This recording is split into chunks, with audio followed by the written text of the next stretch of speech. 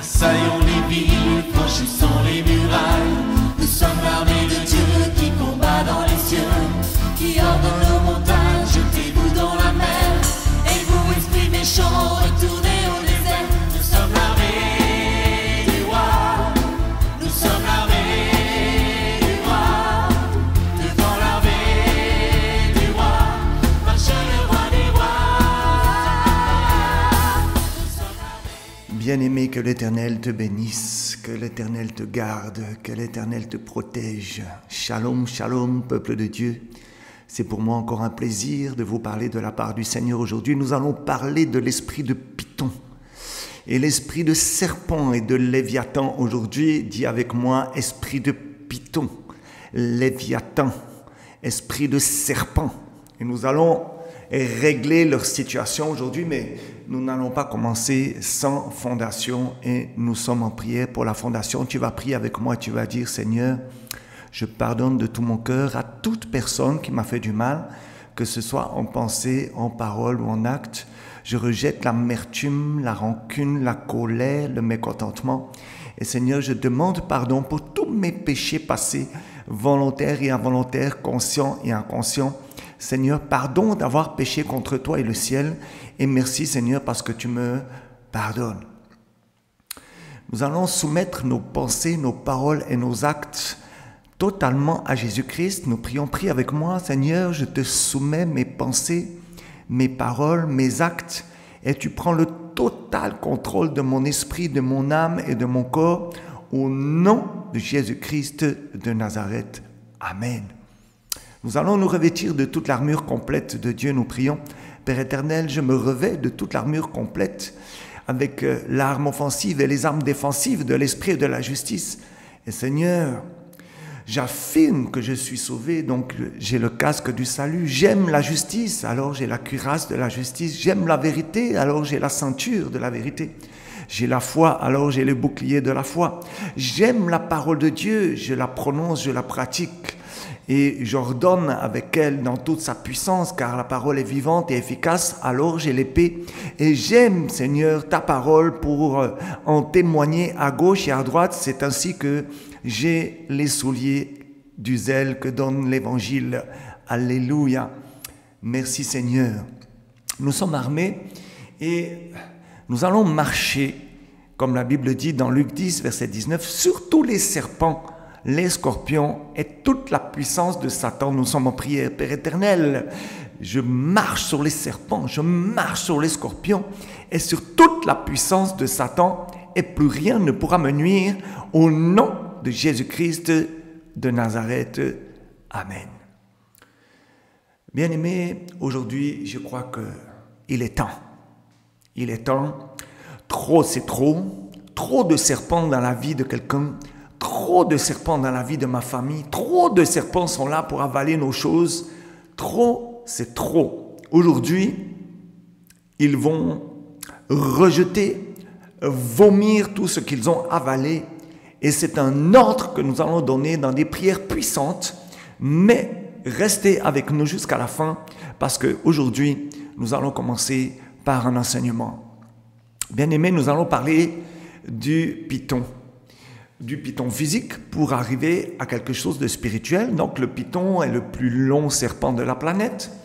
Par exemple, dans la forêt de l'Amazonie, il y a un python là-bas qui s'appelle l'anaconda. L'anaconda, c'est un serpent qui peut mesurer entre 5 et 11 mètres. Et oui, tu as bien entendu, 11 mètres de long et parfois plus. Et c'est un carnivore qui est irrésistible et il tue parfois des lions, des crocodiles, des chimpanzés et il tue aussi des hommes. En fait, il avale sa proie avec sa salive gluante et pleine d'acide et il tue, pour tuer évidemment sa proie, il s'enroule avec sa proie et la tire, la compresse pour lui briser ses os. Et quand il se concentre, la morsure des autres carnivores glisse sur sa peau. Il vit dans les eaux et les endroits humides tels que les marécages. Bien-aimés, voilà pour l'anaconda physique. Amen. Donc on voit que c'est un serpent qui est très violent et il est là pour détruire. Sur le plan spirituel maintenant, c'est un esprit de divination. La divination, on connaît que ce sont les fausses prophéties. En fait, il n'existe pas de fausses prophéties. Il y a les prophéties qui viennent de Dieu et la divination qui vient de Satan. C'est pourquoi on a des situations où les mystiques utilisent sa salive pour des divinations. Quand une personne a en elle un esprit de Python, par exemple, elle peut donner des révélations parfois vraies. Je me souviens d'une délivrance où une maman vient à la prière et lorsque je pose ma main sur elle, c'est un esprit de fausse prophétie, c'est comme ça qu'il s'appelait, mais c'est un esprit de divination. Et elle prophétisait, bien aimé, dans l'église et les hommes de Dieu la suivaient. Faisons très attention. Si dans une assemblée religieuse, un homme ou une femme a un esprit de divination comme celle qu'on a connue, elle donnera certainement des prophéties exactes, mais il y aura des infiltrations de choses inexactes qui vont emmener l'assemblée et nous tous, ou vous tous, ailleurs que dans la présence de Dieu. Souvent, je le répète, les hommes de Dieu sont parfois trompés par ces révélations. Bien-aimés, regardons ensemble dans les Actes des Apôtres. Il y a un exemple. Il y a une femme qui avait en elle un esprit de Python, rappelle-toi, et qui prophétisait que Paul et Silas étaient des serviteurs du Dieu très haut. Elle déclara même qu'ils annonçaient la voie du salut. Regardez, c'est la vérité. Vous voyez bien que l'esprit de Python dit la vérité. Et voilà aussi pourquoi il faut avoir beaucoup de discernement. Dis avec moi, je reçois le discernement pour détecter cet esprit subtil.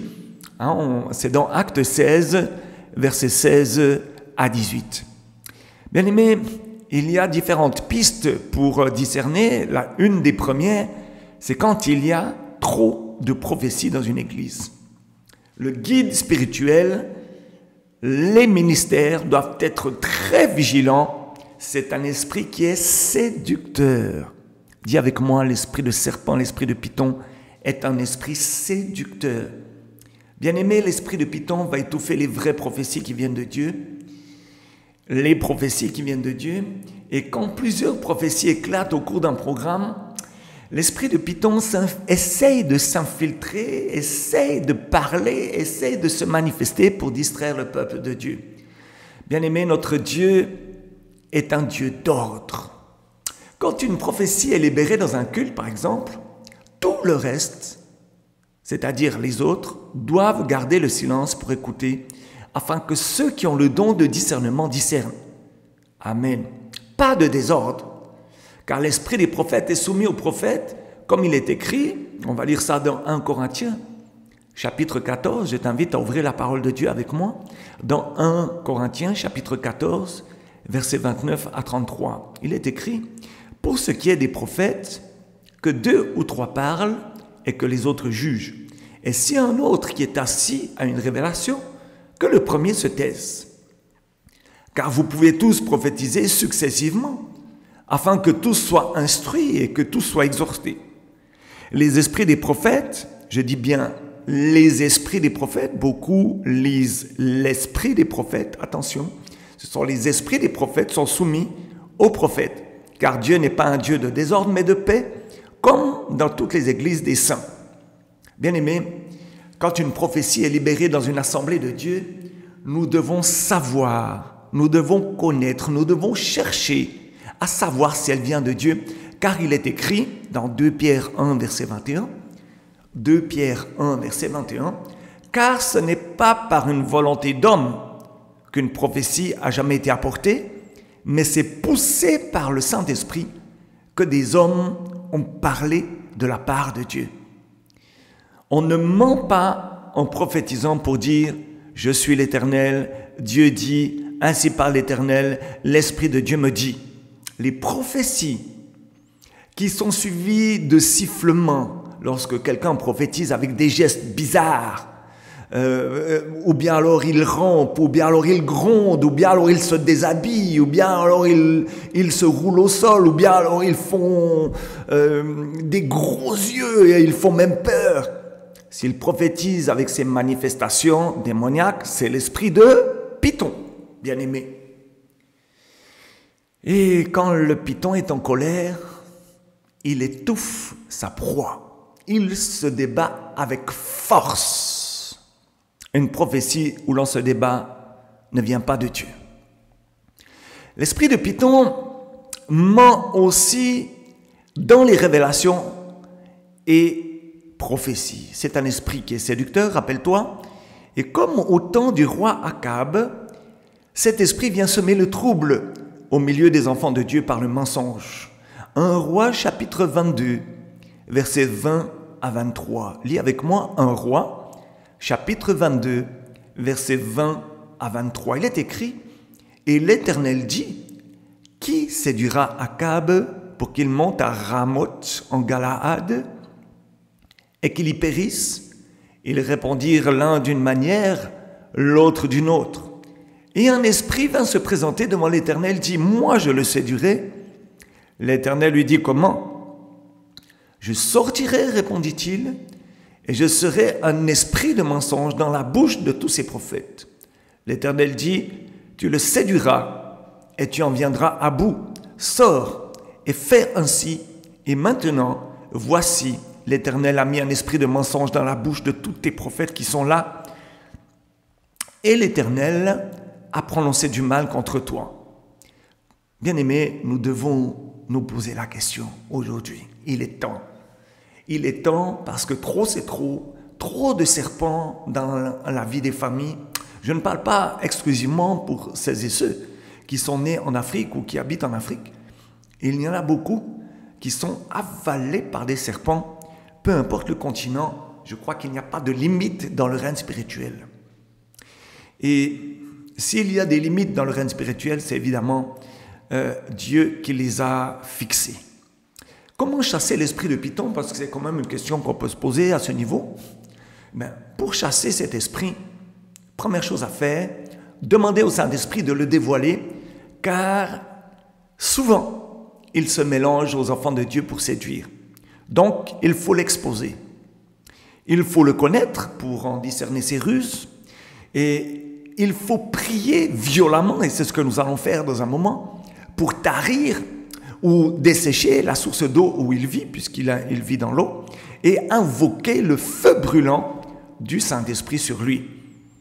Et il y a aussi d'autres techniques, par exemple, le projeter dans le volcan spirituel, très bon moyen de combat, et l'aveugler puisqu'il agit souvent avec les yeux. Alléluia. Bien aimé, il y a plusieurs principes dans la vie de quelqu'un.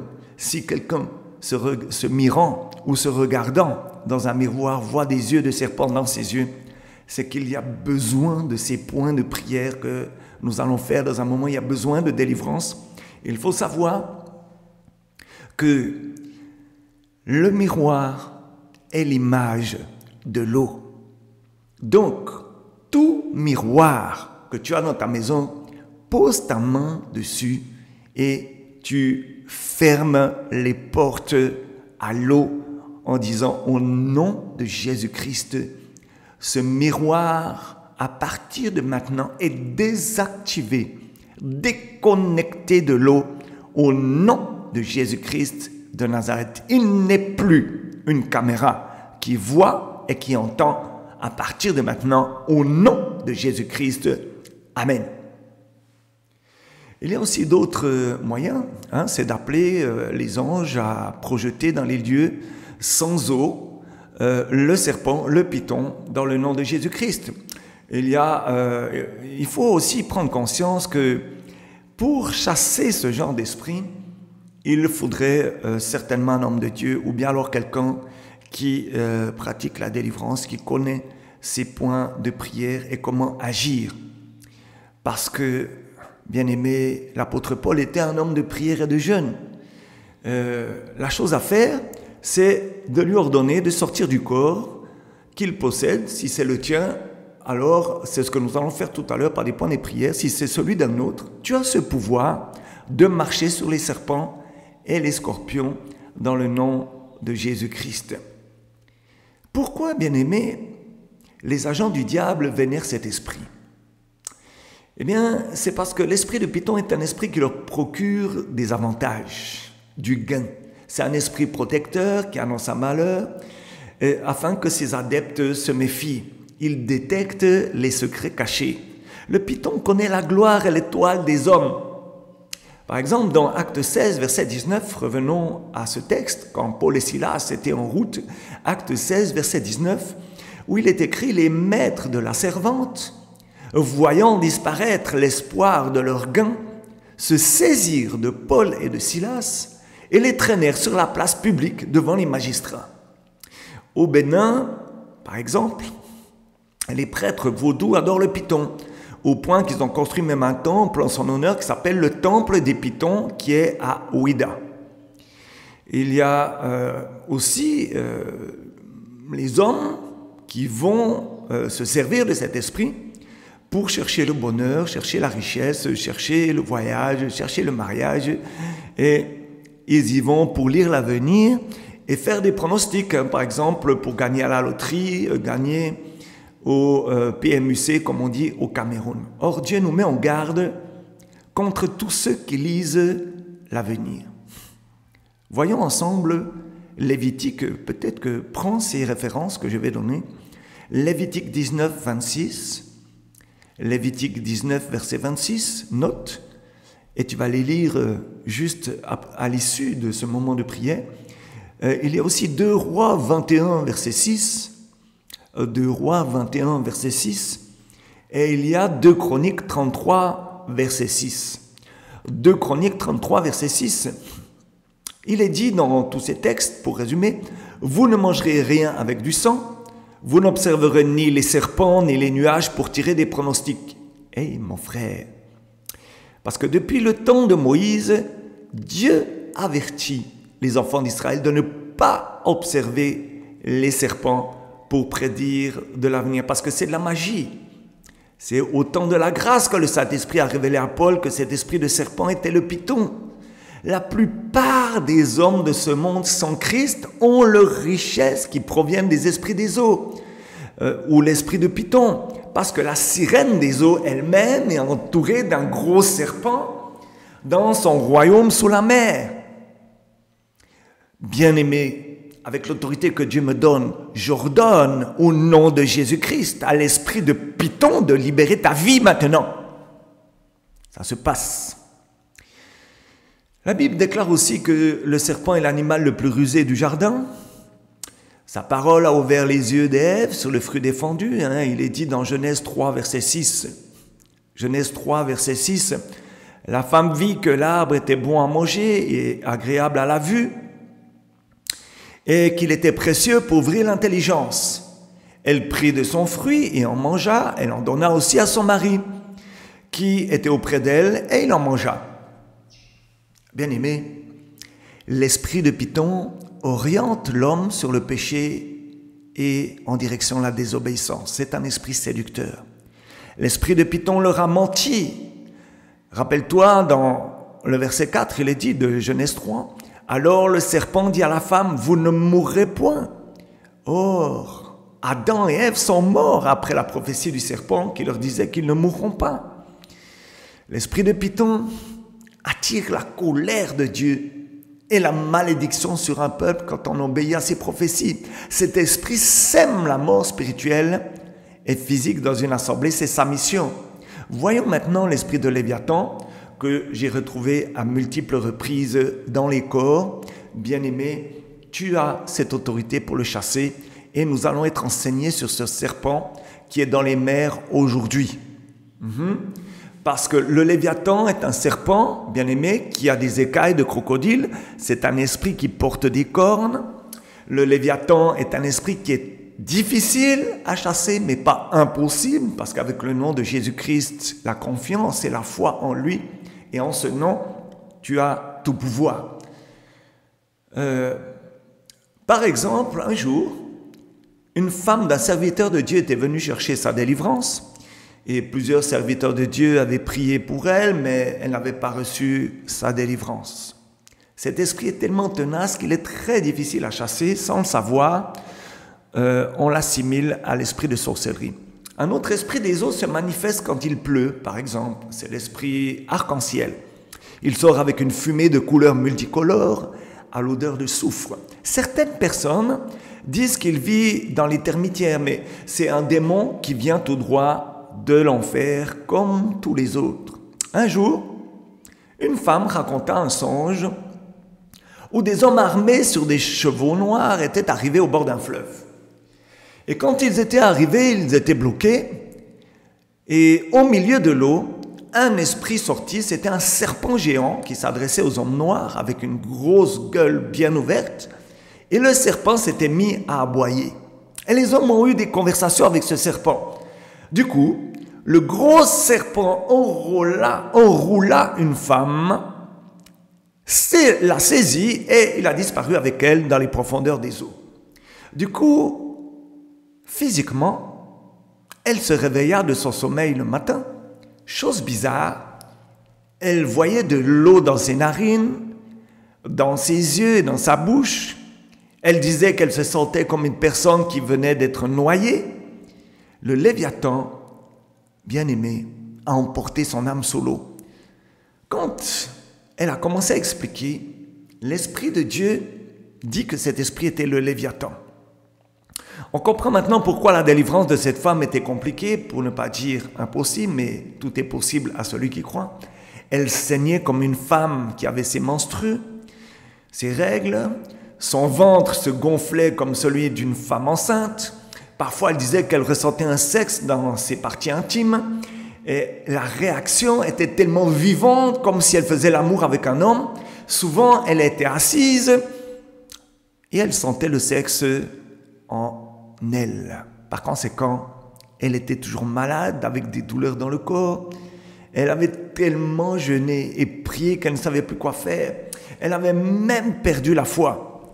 Bien-aimé, l'esprit de Léviathan expose l'âme à l'esprit de la sorcellerie. Sachez que seul Dieu peut combattre cet esprit. Certains anges ne peuvent pas le combattre. Michel et son armée peuvent le chasser. L'esprit de Léviathan est un démon d'enfer. Seule la main de Dieu peut le chasser. Des petites prières, bien-aimées, qu'on peut faire le matin, le soir ou la nuit, sont évidemment sans efficacité et ne peuvent rien contre lui. Le prophète Ésaïe a prophétisé un jour sa chute par l'Éternel. C'est dans Ésaïe 27, verset 1.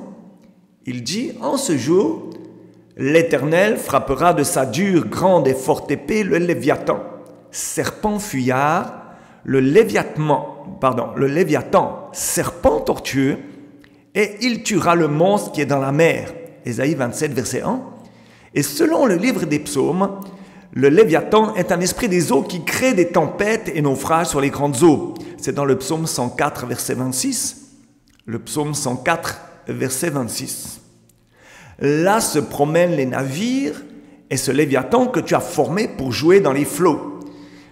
Amen. Le psaume 104, verset 26. Bien-aimés, voilà pour le Léviathan.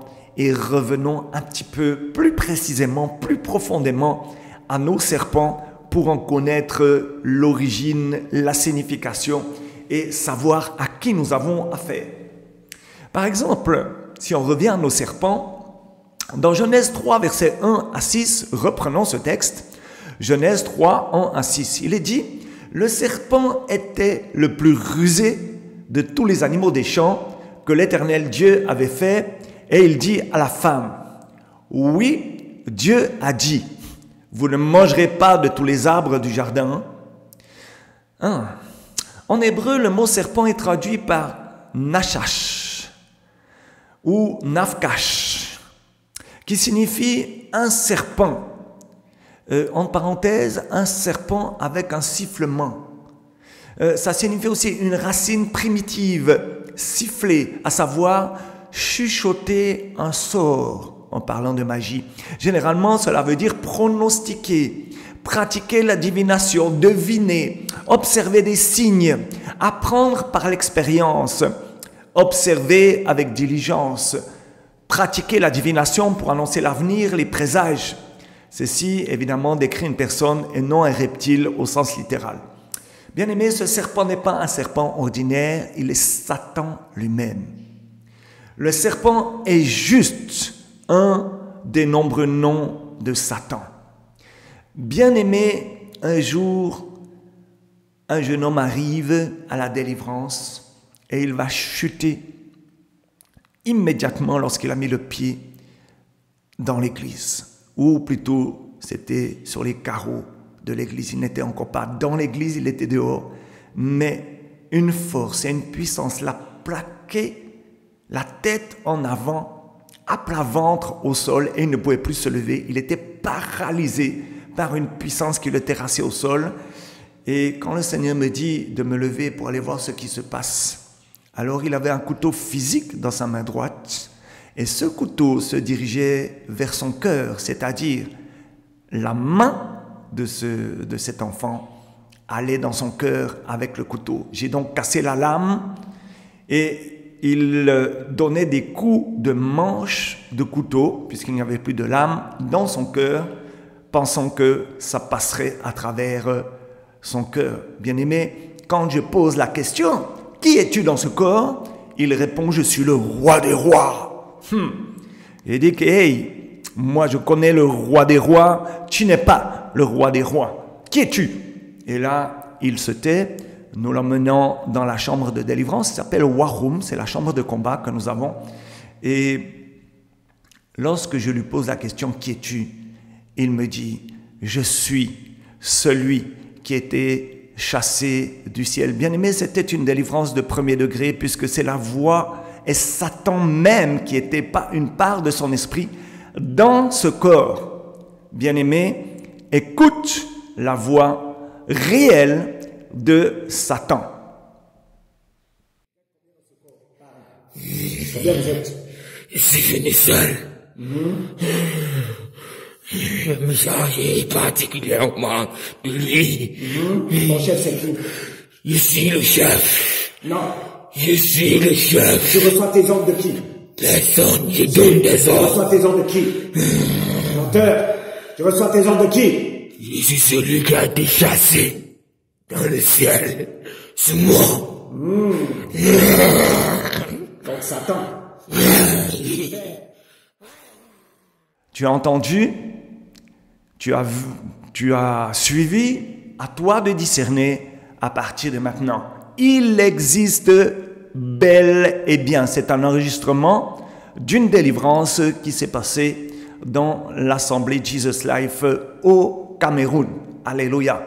Donc maintenant, pour être encore plus précis, le serpent est aussi le symbole d'un culte offert à l'esprit des eaux. Bien aimé, les gens font allégeance à l'esprit qui est maître sur leur famille naturelle.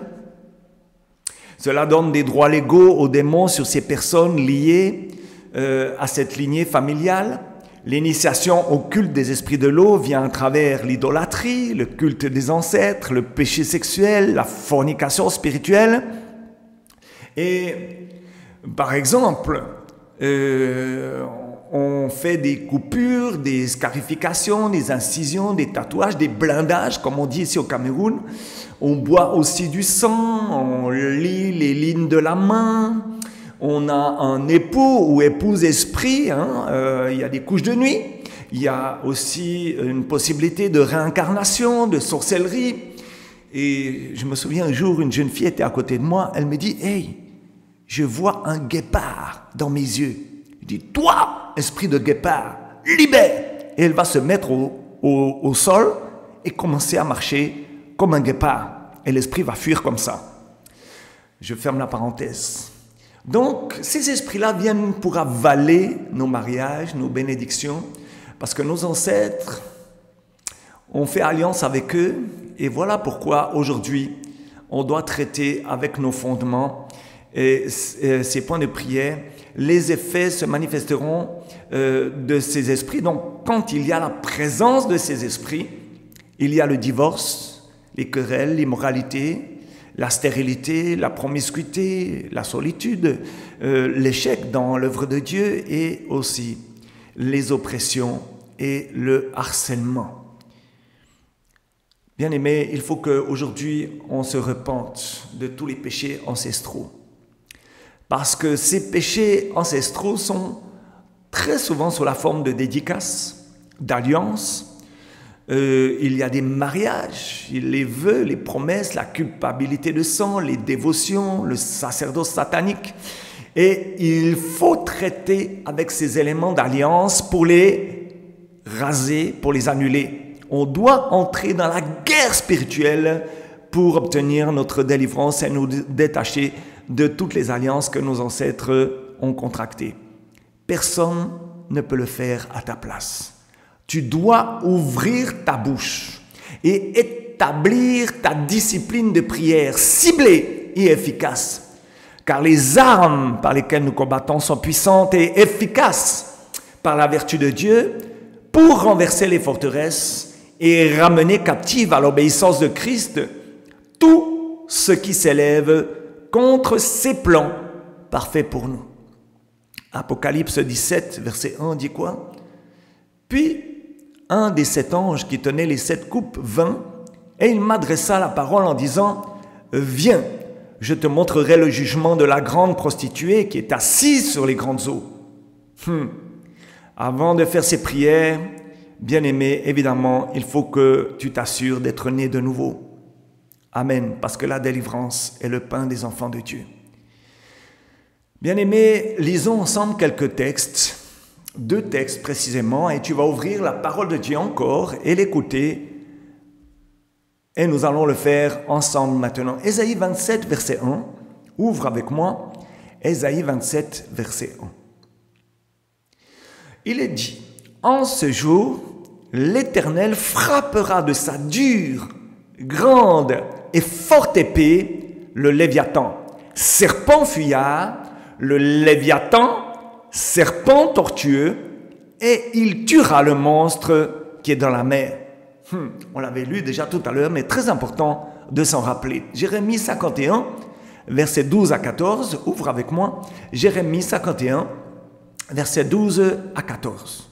Il est dit, « Élevez une bannière contre les murs de Babylone, fortifiez les postes, placez des gardes, dressez des embuscades, car l'Éternel a pris une résolution et il exécute ce qu'il a prononcé contre les habitants de Babylone. Toi qui habites près des grandes eaux et qui as d'immenses trésors, ta fin est venue, ta cupidité est à son terme. L'Éternel des armées l'a juré par lui-même. Oui, je te remplirai d'hommes comme de sauterelles, et ils pousseront contre toi des cris de guerre, et c'est ce que nous allons faire aujourd'hui. Dis avec moi, avec force, foi, autorité, avec puissance, avec violence, puisque le langage de Satan est la violence, nous allons lui parler son langage. Dis avec moi, toute puissance serpentine, toute puissance de serpent, venant de la maison de mon Père, meurs maintenant. Dis encore avec moi, toute puissance serpentine, venant de la maison de ma mère, meurs maintenant. Dis avec moi, je sature ma vie avec le feu du Saint-Esprit pour détruire et ôter tout esprit de serpent dans ma vie et dans nos vies, dans la vie de ma famille, belle famille.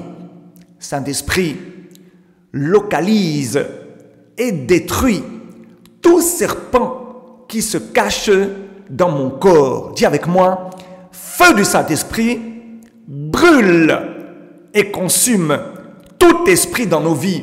Brûle, brûle et brûle. Dis avec moi, je retourne à l'envoyeur toute flèche des serpents. Dis encore avec moi, tout venin, tout poison de serpent dans nos corps, sors maintenant, sors maintenant, sors maintenant. Toute incubation d'œufs de serpent dans nos corps reçoit le feu et brûle en cendres maintenant. Toute peau, toute mue de serpent, tout dépôt de serpent en nous, au nom de Jésus-Christ, tu es brûlé en cendres. Dis avec moi, serpent des eaux, assigné contre nos vies, mourrez maintenant par le feu, mourrez, mourrez. Dis encore avec moi. Toute alliance secrète, établie avec la puissance de serpent dans nos vies, soit brisée, soit brisée. Je te renonce, je te rejette. Dis avec moi. Tout serpent de nos environnements, soyez dispersés maintenant. Dis avec moi. Tout rêve d'animaux assigné contre notre destinée, mourez, mourez, mourez. Dis encore avec moi, serpent d'infirmité et de maladie, mourez, mourez par le feu. Dis avec moi, oh Dieu, lève-toi et disperse nos poursuivants. Dis encore avec moi, toute puissance de serpent dans nos lieux de naissance, mourrez maintenant. Dis avec moi, tout serpent dans nos fondations, mourrez par le feu de Dieu. Mourrez par le feu de Dieu, mourrez par le feu de Dieu. Tout serpent qui avalait nos bénédictions, nos réussites, nos diplômes, nos mariages, nos enfants, nos gloires, vomis-les par le feu. Vomis, vomis. Mets ta main sur ton ventre et persiste un moment en disant vomis par le feu. Vomis, vomis, vomis, vomis, vomis. Et tu fais comme si quelque chose allait sortir de ton ventre. Comme si tu allais simuler un vomissement. Tu craches, il y a quelque chose qui est en train de se passer. Que la puissance de Dieu te libère maintenant. Seigneur, dis avec moi, Seigneur, libère ton feu brûlant sur nous. Déverse ta puissance de feu sur nous. Oh Seigneur, purifie tous nos êtres des pollutions de l'esprit serpentin satanique. Bien-aimés, nous sommes dans l'action de grâce. Merci Seigneur Jésus-Christ pour la délivrance. Mes yeux, mon nez, ma bouche, mes mains, mes pieds, mon cœur, mon âme, mon esprit et mon corps n'appartiennent plus à un serpent et ne peuvent plus se connecter à moi ni à quelqu'un dans ma famille, belle famille, du côté père, mère, beau-père, belle-mère. Au nom de Jésus-Christ de Nazareth, ça se passe maintenant. Ça se passe maintenant. Ça se passe maintenant. Alléluia. Ça se passe maintenant. C'est une action de grâce puissante. Alléluia. Gloire au Seigneur. Gloire au Seigneur. Gloire au Seigneur pour la délivrance de ma personne et de ma famille. Ô Jésus-Christ de Nazareth, que ton nom soit glorifié. Merci parce que tu as libéré ta force, ton pouvoir, ta puissance, pour que nous soyons libres aujourd'hui. Seigneur, donne-moi le don de discernement, de discerner que là où je mets mes pieds, s'il y a une divination, ô Seigneur, que je puisse la laisser. Et s'il y a quelque chose que tu veux me dire qui est vrai, que je puisse le garder. Ô Seigneur, merci. Parce que aujourd'hui, avec l'autorité que tu me donnes, j'éteins dans mon esprit toute voix qui n'est pas de toi. J'éteins la voix du monde. J'éteins la voix de ma chair. J'éteins la voix de la divination. J'éteins toute voix qui n'est pas de toi dans mon esprit à partir de maintenant. Et je rejette toute pensée qui ne vient pas de toi. Et Seigneur, je demande, selon Philippiens 4, versets 7 et 8, la paix qui surpasse toute intelligence, parce qu'elles garderont mes pensées et mon cœur en Jésus-Christ. Alléluia. Amen. Gloire à Dieu. Bien-aimés, je vous donne rendez-vous pour un prochain podcast, une prochaine première, vendredi prochain, si Dieu le veut. Bonne délivrance à toutes et tous. Partage un maximum à gauche et à droite. Il peut y avoir la délivrance de quelqu'un et tu peux être l'instrument juste en partageant la chaîne YouTube ou alors tout simplement cette vidéo. Sois béni mon frère, sois béni ma sœur. Soyez tous bénis, shalom et paix dans vos maisons à tous et à toutes. À bientôt.